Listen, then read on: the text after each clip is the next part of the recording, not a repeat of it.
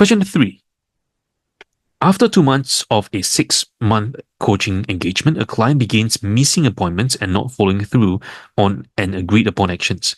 What is the best approach for the coach to take? A. Terminate the coaching agreement immediately. B. Ignore the issue for now and hope the client gets back on track. C. Refer the client to a colleague who may be a better fit. Or D. Explore with the client whether or not to continue with coaching.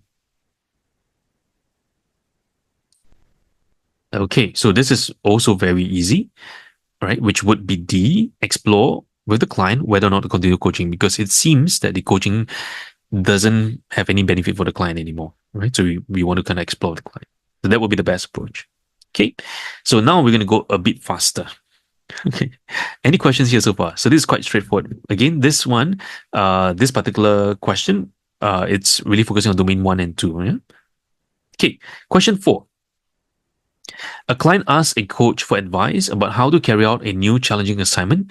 What is the best action for the coach to take?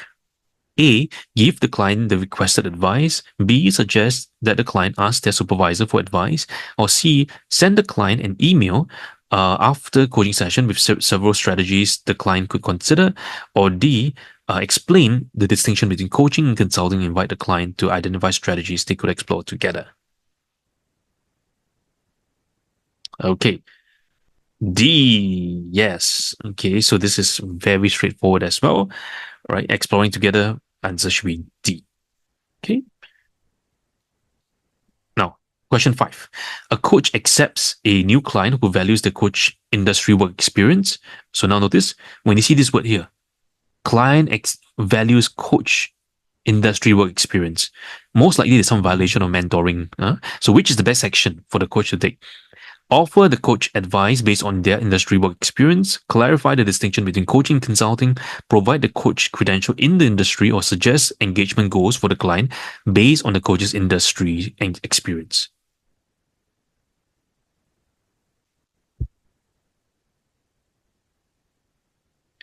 Okay.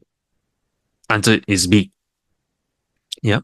Okay. So whenever we see these words like, I want this coach experience, right? So then most likely what the client wants is maybe consulting and mentoring, not really coaching. So the first step to do is really clarify the distinction. Question 6. What is the key difference between coaching and facilitation?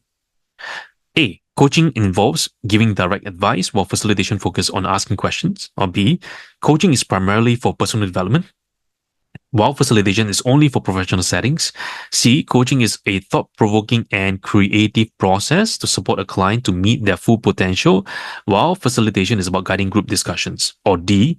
Coaching requires a license to practice while facilitation does not.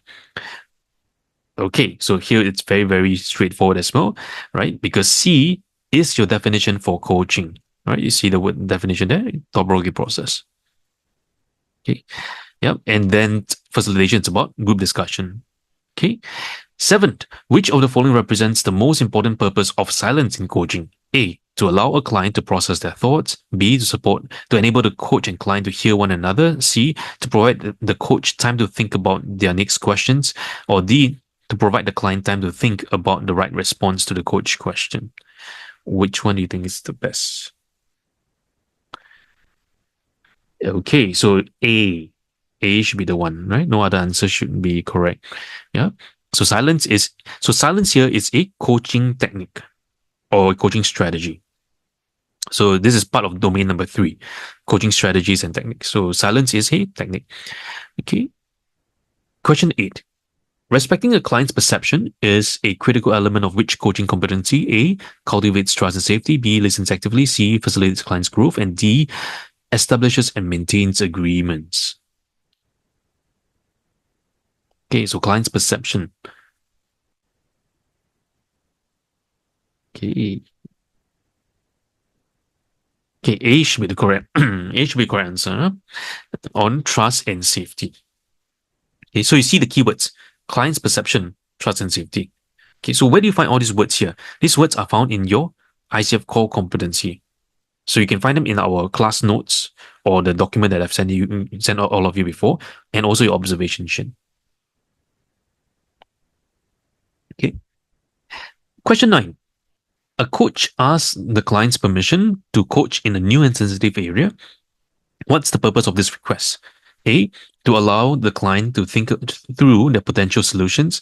B, to make the client feel anxious to speed results. C, to create a space where the coach is able to accept negative feedback. Or D, to create a safe space where the client has choice. Which option do you think is the best?